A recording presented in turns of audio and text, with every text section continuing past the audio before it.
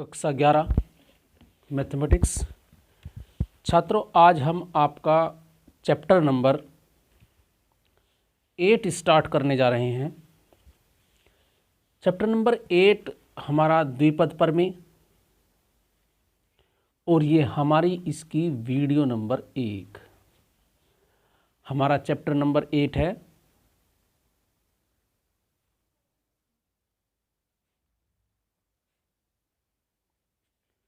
द्विपद प्रमेय।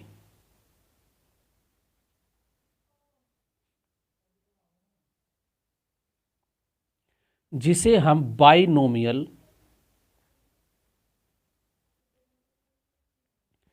थ्योरम्स बोलते हैं। क्या है बाइनोमियल थ्योरम्स? हम जो भी कार्य कर रहे हैं फिलहाल धन पूर्णांकों की बात करते हैं, अर्थात हम धन पूर्णांकों के लिए द्विपद प्रमेय पढ़ते हैं।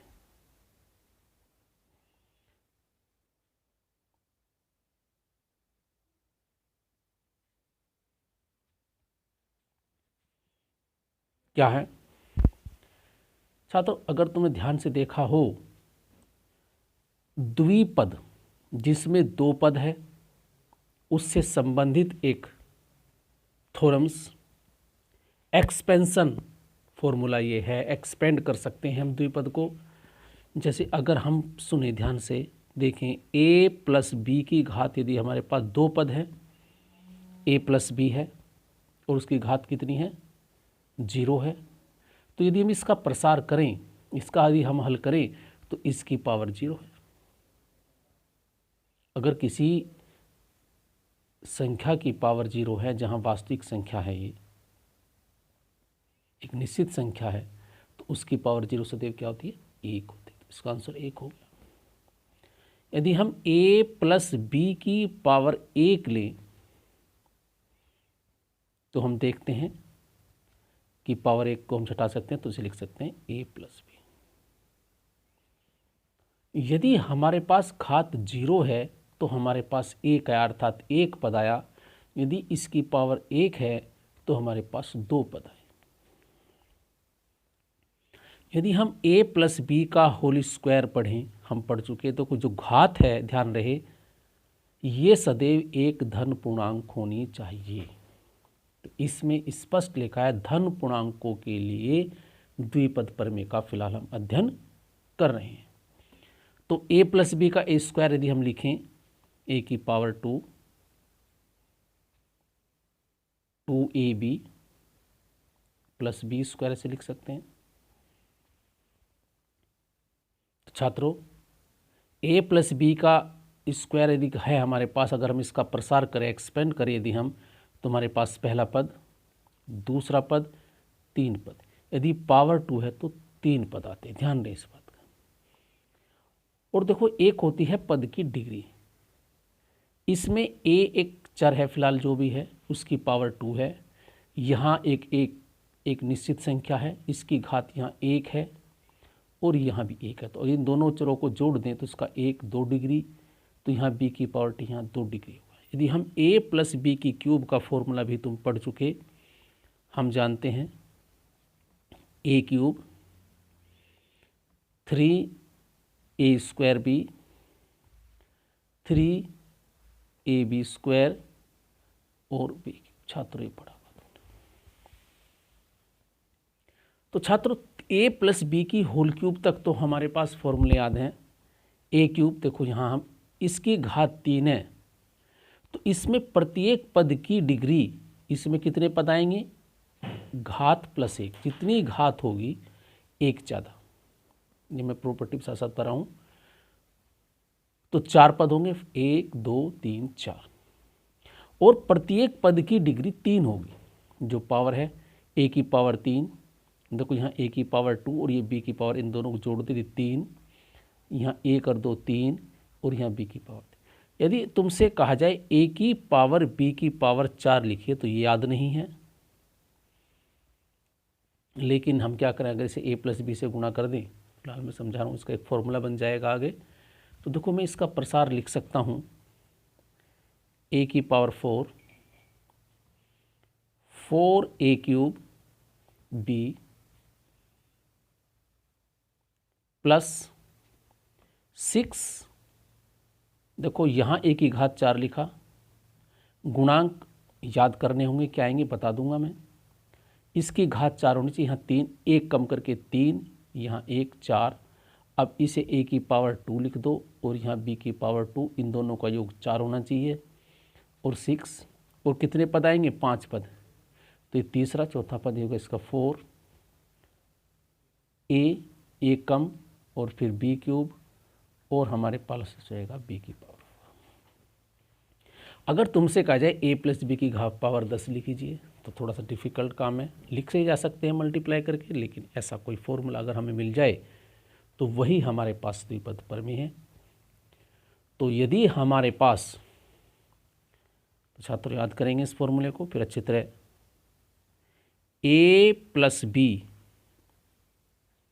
की पावर n, हियर n एक धन पूर्णांक संख्या, कैसी है, धन पूर्णांक संख्या।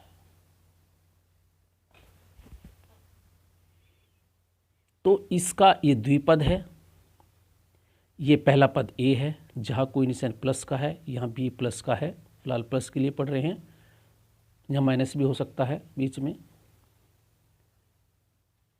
तो a प्लस बी की पावर होल पावर n, जहाँ n एक धन पूर्णांक संख्या है, तो इसका प्रसार होगा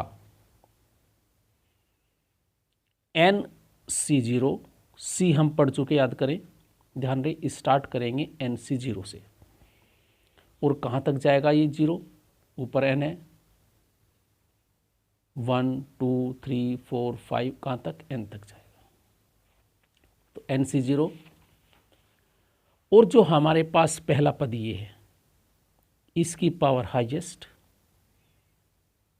और फिर इसकी पावर 0। अभी मैंने बताया इन दोनों का जो हमारे पास चर हैं, इसमें फिलहाल a और b हम चर मान लें, तो उन दोनों का योग को, घातों का योग हमेशा n रहे। जैसे 3 और 1 4, 2 और 2 4, यहाँ 2 और 1 3, पावर के बराबर 3 है तो यहाँ 3 है, यहाँ देखो a की पावर 3 आया, तो यहाँ n प्लस 0 का मतलब।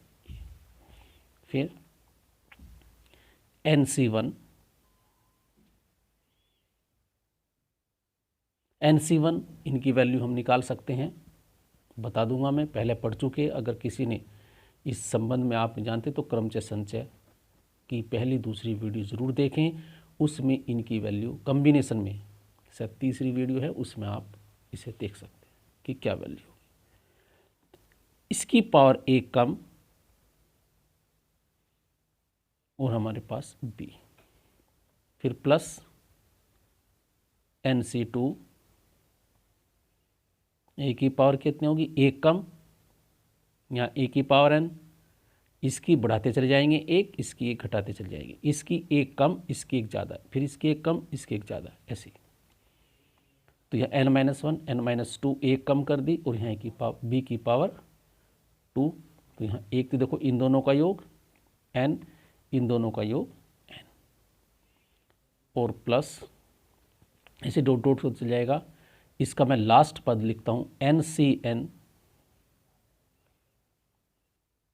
जब ये कम होती चली जाएगी, n है फिर n-1 है, तो लास्ट में आके 0 पर आ जाएगी, तो यहाँ a की पावर 0 आ जाएगा और यहाँ b की पावर n हो जाएगा। तो छात्रों सबसे पहले तो ये हमारा हुआ इसका प्रसार। हम जानते हैं यदि कोई वैल्यू है, NC1 का मान जानते हैं हम 1 होगा, नहीं तुमने फॉर्मूला पढ़ा NCR इक्वल टू होता है फैक्टोरियल n-r और इंटू फैक्टोरियल r। NCR ये पढ़ चुके, उससे हम निकाल सकते हैं। एक हमने फॉर्मूला भी पढ़ा था, NCR इक्वल टू होता है NCn-r, ये भी हमने फॉर्मूला पढ़ा था। तो ये हमारा इसका प्रसार हुआ। कहाँ से स्टार्ट करेंगे, NC0 a की पावर n, b की पावर 0, NC1 a की पावर n-1, b की पावर n। अब इसकी प्रॉपर्टी थोड़ी सी पढ़ें। इसकी पावर कितनी है n, तो पदों की संख्या कितनी होगी n+1। ध्यान रहे पदों की संख्या कितनी होगी प्रसार में n+1। क्यों होगी, देखो यहाँ पावर 0 थी 1 पद, यहाँ पावर 1 थी तो 2 पद, यहाँ 3 पावर थी तो 2 पावर थी तो 3 पद, 3 है तो 4 पद, 4 है तो 5 पद, तो यहाँ इसलिए अगर इसकी पावर है ना तो n+1 पद है। प्रत्येक पद की डिग्री जो होगी, यानी प्रत्येक पद की डिग्री, घात बोलते हैं प्रत्येक पद की घात, प्रत्येक पद की जो डिग्री होगी वो n होगी। तो जो तुम्हारे पास प्रथम पद की घात है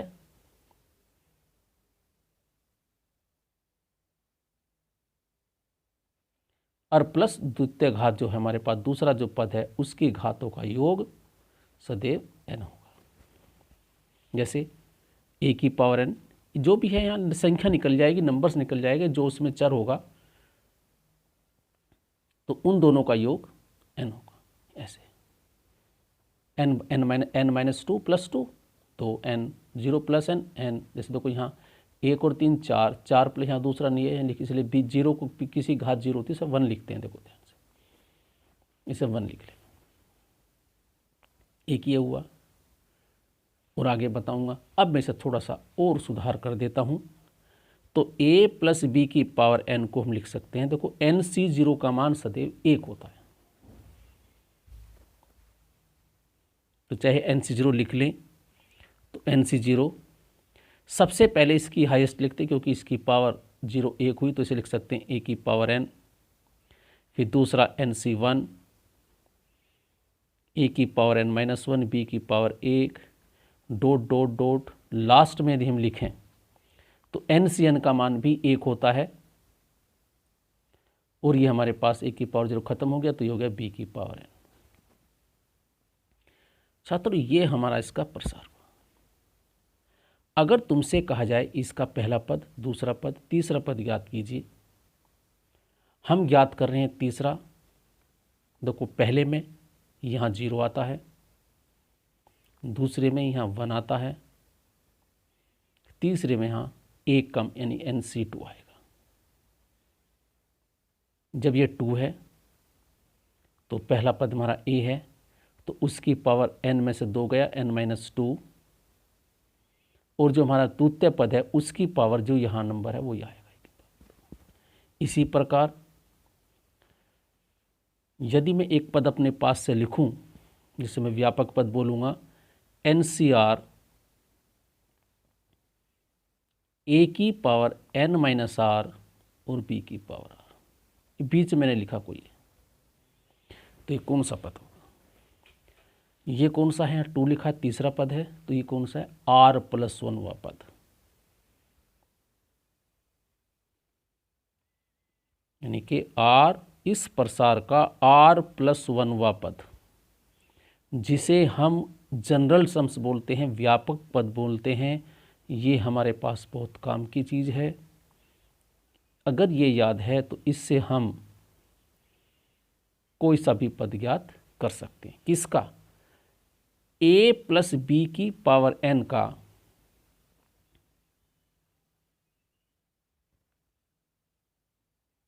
ये प्रसार का कह दो, इसका r+1वां पद होता है। अगर मुझे इसका 10वां पद ज्ञात करना हो तो मैं इजीली लिख सकता हूं। देखो मुझे लिखना है 10वां पद, इसे लिख सकता हूं 9 + 1, अर्थात r+1 के रूप में लिख दो तो 9 + 1वां पद अर्थात 10वां पद बराबर, तो r की वैल्यू कितनी है 9, तो यहाँ रख दें, पावर है n, r की जगह 9, पहला पद ये a चिन्ह सहित, इसकी पावर n-9, फिर दूसरा पद चिन्ह सहित, यहाँ b है प्लस b है, माइनस हो तो माइनस भी लिख सकते हैं, और यहाँ b की पावर, तो देखो ये इसका हो गया 10वां पद। तो ये हमारे पास कहलाता है इसका व्यापक पद। तो यदि देखो अब इसमें यहाँ माइनस है तो यहाँ माइनस आ जाएगा। तो माइनस हम देखते हैं इसमें अल्टरनेट प्लस माइनस आते चले जाते हैं। अगर मैं लिखूं तो इसका प्रसार इस टाइप से होगा, a माइनस बी की पावर n nc0 a की पावर n, पहला पद प्लस का दूसरा माइनस का, nc1 a की पावर n माइनस 1 b की पावर 1, शायद रह गया, a माइनस बी की पावर n nc0 a की power n minus nc1 a की पावर n माइनस 1 a की पावर n, फिर ऐसे nc2 a की power n minus 2 plus minus आते चले जाएंगे। बी स्क्वायर लास्ट में होगा। अब यहाँ पता नहीं हमारे पास क्या है, तो यहाँ माइनस 1 की पावर n लिख लेंगे, ncn और b की पावर n।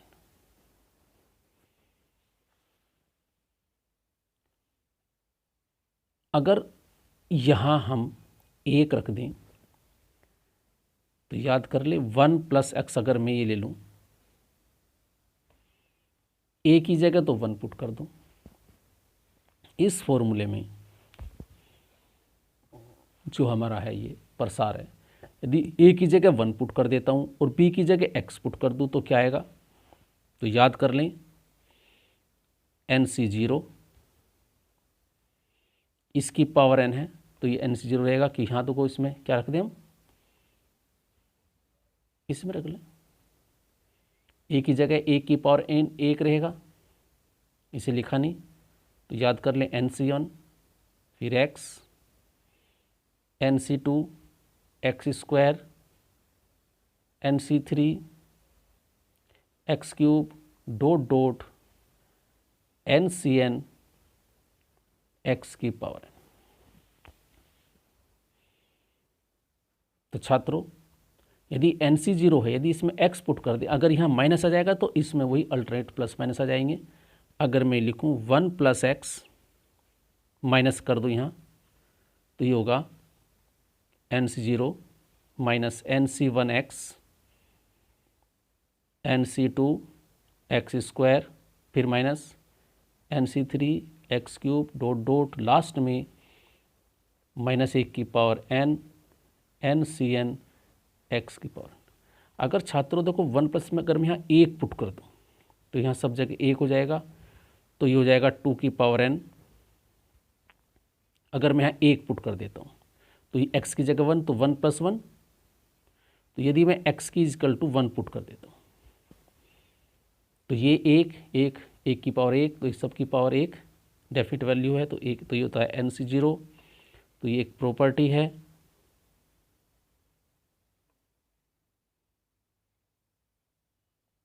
तो द्विपद प्रसार के गुणांकों का योग सदैव 2 की पावर n होता है, और यदि अल्टरनेट माइनस कर दे तो यहाँ 0, अगर 1 पुट कर तो 0 आ जाएगा, तो ये 2 की पावर n होता है। इसके बाद यदि 1 प्लस एक्स की पावर n का प्रसार देखें r प्लस 1 पद, यानी 1 प्लस एक्स की पावर n का अगर हमें r प्लस 1 पद लिखना हो तो मैं लिखूंगा r प्लस 1, जिसे लिखते हैं हम, तो ये होगा ncr x की पावर r। जैसे हमने ये लिखा r प्लस 1 पद, उसी प्रकार ये इसका, ये a प्लस बी की पावर n की प्रसार का है, और ये हमने 1 प्लस एक्स, इससे वैल्यू पुट करके देख लो यही आएगी। यदि हम a की जगह 1 पुट कर दें तो a की पावर 1 निश्चित संख्या तो 1 बन जाएगा, ये b की जगह x है तो x की पावर r। तो देखो अगर x की पावर r ncr, जो r यहाँ है वही r यहाँ है, तो यदि ये 10 है यहाँ, x की पावर 10 का गुणांक क्या हुआ, ये गुणा, ये कहलाता है इसका मल्टीपल गुणांक, तो ये हुआ हमारा इसका व्यापक पद। अब इसी प्रकार हम मध्य पद ज्ञात कर सकते हैं। देखो हमने बताया प्रसार में यदि n एक पूर्णांक है तो उसमें पदों की संख्या n प्लस 1 होती है। यदि हमारे पास n की जगह 10 है तो पद कितने होंगे, 11 विषम। तो मध्य पद होता है, यदि n विषम संख्या है, यदि n एक विषम संख्या है तो पदों की संख्या कितनी हुई n+1, तो क्या बन जाएगी एक सम संख्या। अगर यहाँ 11 है तो 12 हो जाएगा। अगर यहाँ हमारे पास विषम है तो सम बन जाएगी, यदि सम है तो विषम बन जाएगा, क्योंकि एक पदों की संख्या एक ज़्यादा होती है। और इसे हम आगे डिटेल में बताएंगे, तो इसे ध्यान से पढ़ें। द्विपद प्रमेय का प्रसार क्या है और इसका व्यापक पद क्या है, और आगे हम इसका अच्छी तरह से प्रयोग करेंगे क्वेश्चनों में। तो इस वीडियो को ध्यान, thank you, have a nice day.